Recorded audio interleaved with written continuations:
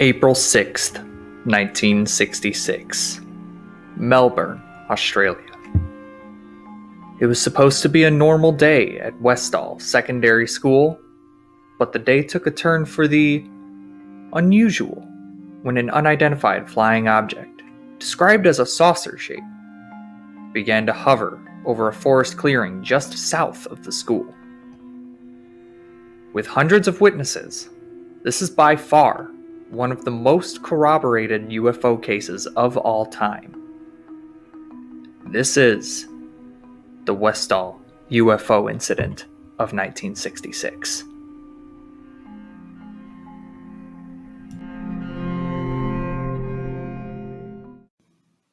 Alright guys, I wanted to take a moment to tell you about my sponsor for this episode, Anchor FM. Anchor is the absolute easiest way to make a podcast, and hear me out. If you wanted to start your own podcast but can't afford the fees that other hosts are asking for, Anchor has got you covered because it's totally free to sign up. Anchor comes equipped with tons of creation tools that allow you to record and edit your podcast right from your phone or computer. And what's really awesome is Anchor will distribute your podcast for you so it can be heard on Spotify, Apple Podcasts, and so many more platforms. And the best part is, with no minimum listenership needed, you can start making money with Anchor right away. It really is everything you need to make your own podcast, and it's all in one place. Check out the link in the description to download the free Anchor app, or go to anchor.fm to get started.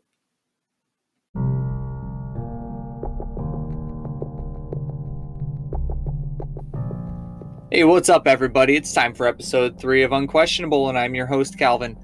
I'm really happy to have you guys tuning in tonight. I've got a really cool topic to go over with you, but I just wanted to tell you guys thank you for being here, and I hope you guys had a nice holiday weekend. I know I did, but what did you guys think of the new intro that I tried out? It was something a little bit new. I figured I'd switch it up a little bit, try some different music. So tell me your thoughts. Tell me if it's worth doing again, or if I should never do it again.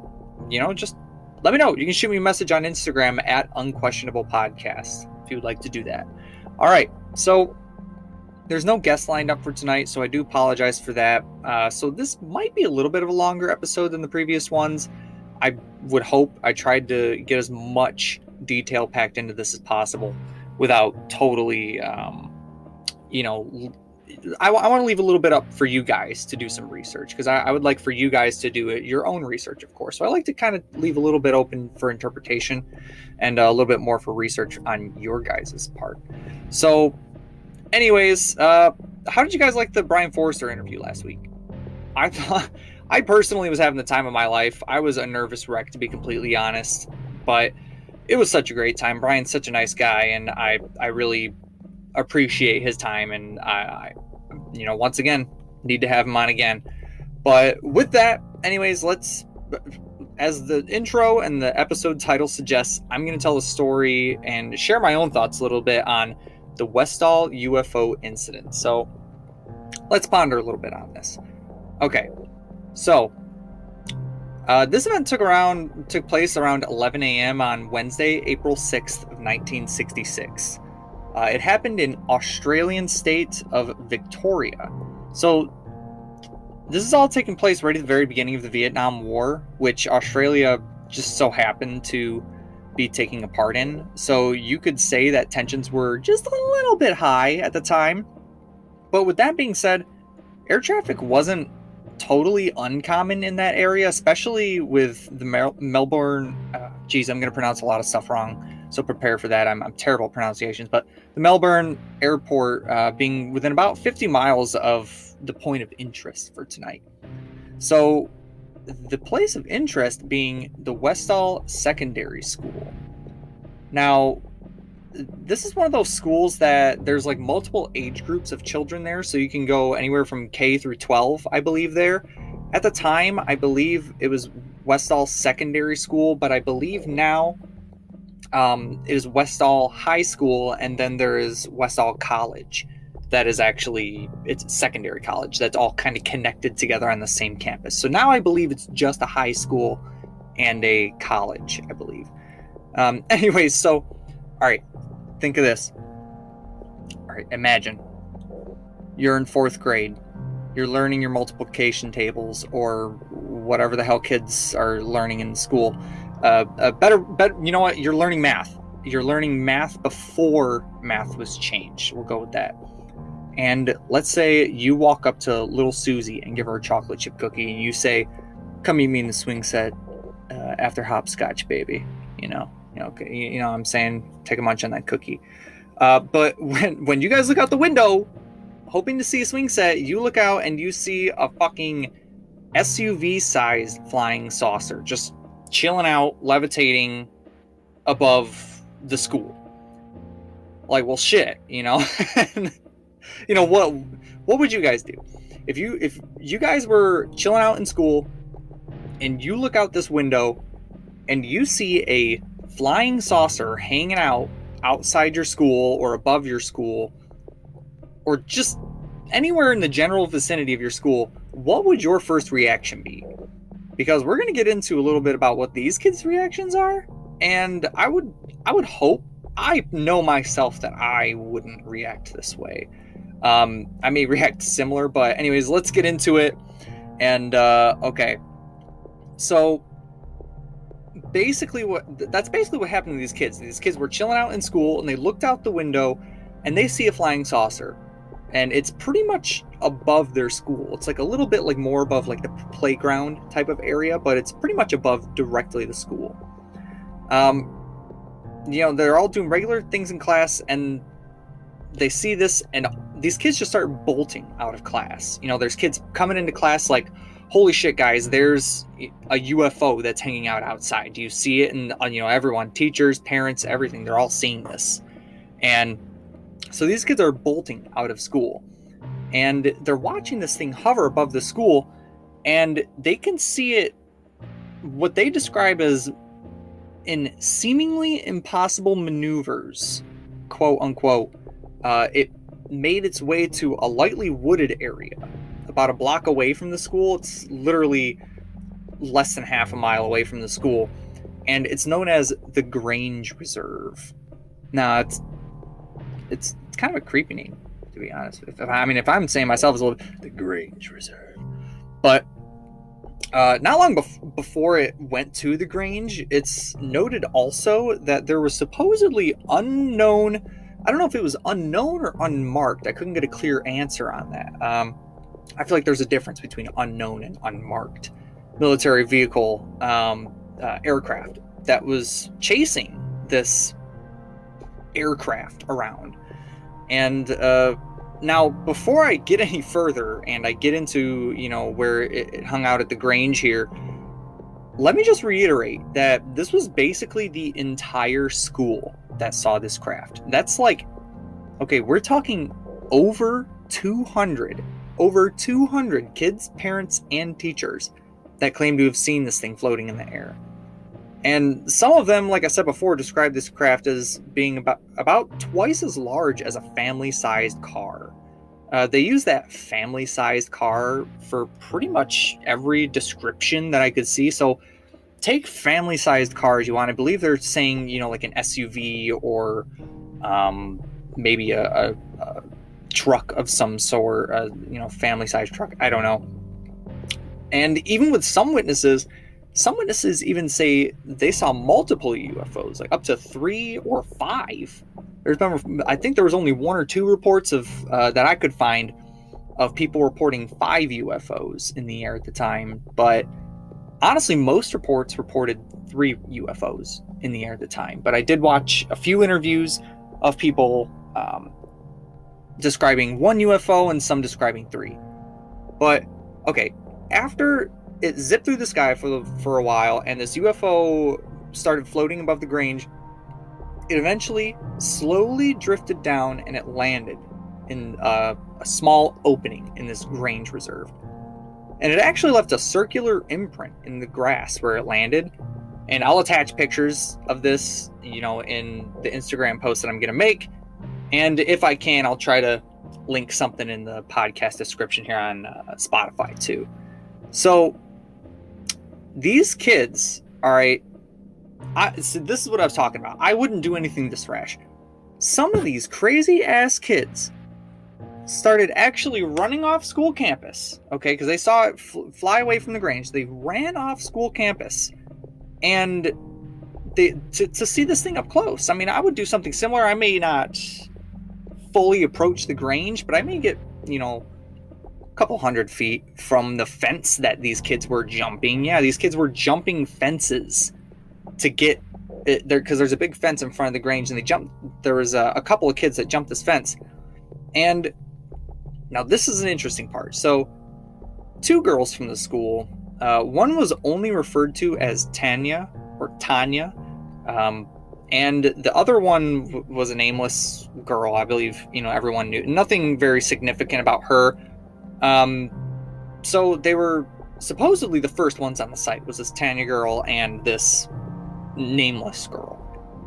And reportedly, upon arriving, the rest of the school arriving, Tanya was hysterical and terrified. She was screaming. She was hysterical. She was uncontrollable.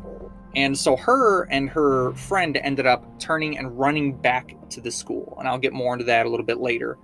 And while this other nameless girl actually ended up fainting, she passed the fuck out. So she was fine. She got dragged away. I believe she's all good. Everything I read, really I couldn't find much on her, so I would assume she's completely fine. But okay, going on the Tanya thing. So get this. Tanya, after running back to the school with her friend, was supposedly taken off in an ambulance, and she was never heard from again. Okay, she was never heard from. Now, I'll be a little bit more specific about that. So I'm going to bring up this woman, Jackie Argent. Now, she's a witness of the Westall UFO, she's done multiple interviews with the news, and was a close friend of Tanya, actually. And Jackie actually was the friend that ran back to the school with Tanya that day. Now, when Jackie went to Tanya's house the next day after she was taken off in an ambulance, and she hadn't seen her after that, she was concerned. She wanted to go to her house and see if she was okay. Jackie had been there plenty of times before. She knew exactly where she lived, knew her family. They were pretty good friends. So she walked to her house. And now, okay, this is probably the most interesting part for me personally. Now, when Jackie knocked on the door, okay, there was a British woman, a British speaking woman, like she had a British accent, and she answered the door. And when Jackie asked, where's Tanya? Where's my friend? She said, I don't know who you're talking about. I've always lived here. And Jackie is very confused. She said, but my friend lives here. I knew who lives here. And this woman, turned her away and said, I don't know who this Tanya girl is. Please leave me alone. So, like, what the hell? And here's a bombshell for you. Jackie Argent, according to her, claims that Tanya's parents didn't even speak English, okay? They were Yugoslavian. So, what was this British woman doing in this house? Where did her family go? So let's get into that a little bit. Now, okay, so take a breather, because Jackie says that she's not had personal contacts with Tanya, but knows of at least one researcher who has. But Tanya apparently prefers to stay anonymous and wants absolutely nothing to do with the investigation and wants to stay completely uninvolved with it, which that's her choice. I feel like, she knows something, someone obviously told her to stay quiet more than likely. And I just, I wish that she would come forward, because there's not even a last name for her there. I looked everywhere and I could not find a last name for her. So, if you find it, that means then good for you. I guess. So anyways, I'm going to link the YouTube video of the Studio 10 News interview. That's from Australia that they did with Jackie and a couple other witnesses. And that was a pretty cool video where they all just kind of go over their own experiences with the UFO case. So now this case was 50 years ago. So, these people are a little bit older, but I mean, they're still with it. They still, they're still with it. Okay. So anyways, we're going to jump back to the day of the incident again. Sorry, got a little sidetracked telling you a little bit about that crazy story. Jumping back to the day of the incident. So witnesses who got close to the craft, like some of the witnesses that are in the YouTube video that I'm going to link. So they describe this craft giving off like waves of heat, like a pretty extreme heat too, to where they had to kind of put their hands up almost and protect their faces because of how hot it was getting, instead of like backing up or something. They they also described it making like a low buzzing noise similar to like a boo, just a steady like vibration type of noise. And of course, they describe it as having no windows, no doors, lights around the perimeter. Pretty standard extraterrestrial vehicle description. Now, nobody reported seeing any signs of life in or around it, so no one could see in it. So, obviously there could be someone in there. Maybe it's some sort of drone. Maybe, but either way, there were no signs of life in, on, or around the UFO. So after the craft sat there in the Grange for a while, just chilling out in the grass with these lights going and making this low buzzing and heat, it began to levitate again. It started going back up, and it turned to its side. So if you have a dinner plate, and you turn it up. So that's basically how it turned, and it's interesting. So now it turned that way, and then it shot directly up into the air and disappeared, and that was it. So it's very interesting that these witnesses report this, and from what I understand, this is pretty much a general consensus between all of the witnesses, is that whoever saw that craft take off, they saw the turning. Now, people like Bob Lazar have come forward saying that like crafts that he supposedly had worked on in S4 would turn on their sides similar to that. So maybe there's something behind that, and that really makes me think that they maybe saw something, and maybe they saw something that I can't recall the exact time that Bob Lazar was working at S4, but maybe that was something that he was working on. I don't know. It's all up for speculation, I guess. So let me know what you guys think on that one. But so just after the UFO disappeared, of course, the news and military show up, and they started interviewing everybody. At least the news did. Teachers, kids, parents who were picking up their kids, wondering what the hell's going on. In the middle of these interviews, there's a couple people saying a couple different things, but in the middle of these interviews, like Jackie, for example, was explaining how she was talking to the news, and she was asked, I believe, by a man in blue, similar to a Navy type of outfit, asked her to please stop talking to the news and to go back to school. And at that point, he turned and continued telling other people to go back to the school or wherever the hell they came from. And apparently these were odd outfits. People didn't quite recognize them. So that's a little strange. And another thing is, now the Royal Australian Air Force is denying there being an extraterrestrial aircraft of any kind. They claim, you guessed it, that it was, let's say it together, a weather balloon. Look at that. They said it was a weather balloon. Now, I would love to know of a weather balloon that, is able to fly at extreme speeds and make incredible maneuvers and, beat freaking the Australian Air Force jets in a race, and able to go up and down horizontally as it pleases. Yeah, I would love to see a a weather balloon from 1966 do that, that would be great.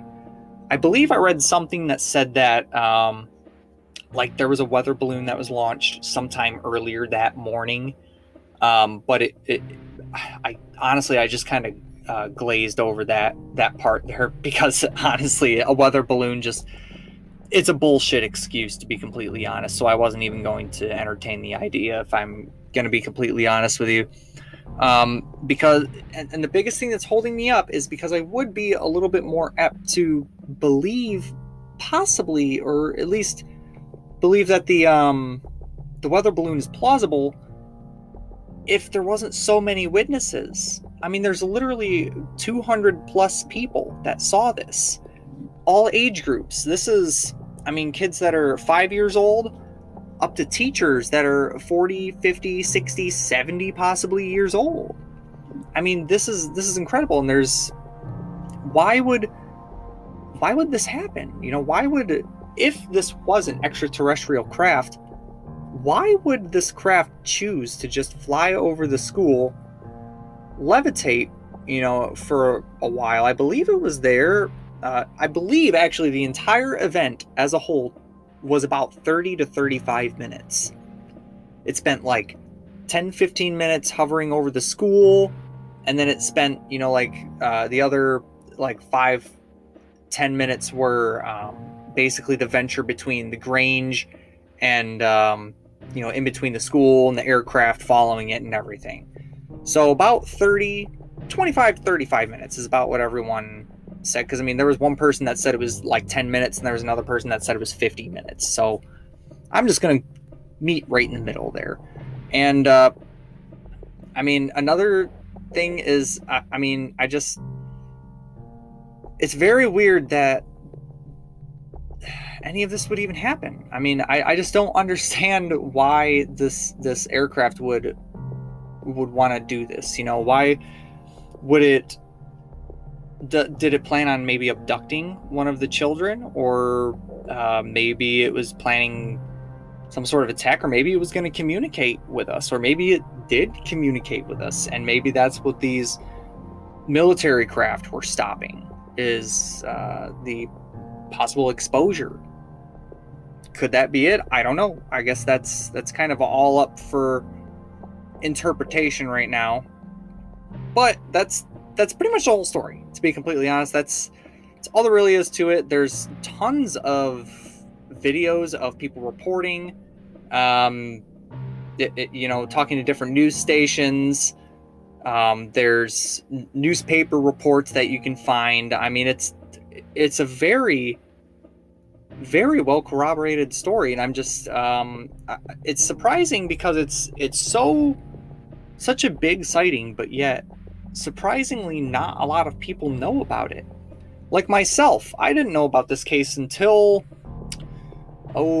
probably 3 years ago. I probably first learned about it, but at the time I was pretty deep down in the UFO world. I was seriously reading a lot of these cases, and I was taking a lot of time to write about it. And when I found this case, I was like, what do you mean 200 people saw a UFO? I'm saying these kids, they drew it. I mean, some of these kids drew it, some adults drew it, what it looked like. And I'll be sure to leave a link for all interesting pictures and stuff like that, all drawings. I'll leave that in the description of the podcast. And of course, I'm going to make a post on Instagram that I'm going to set up over there. So be sure to check me out over there on Instagram at Unquestionable Podcast. And you can also find my music profile over there too. But anyways, I won't keep you guys up much longer. Luckily, it wasn't as long of a podcast as I was expecting it to be. So that's a plus, right? You don't really have to listen to my smooth, supple voice for too much longer. But with that, guys, I'm going to let you go. Tell me what you guys think. I mean, does Tanya exist? And does she possibly know something that the rest of us don't? We're over 200 people of all different age groups having a mass hysteria event. Will Susie accept my cookie invitation? Let me know what you guys think. But until then, Thank you guys for listening, and remember, question everything.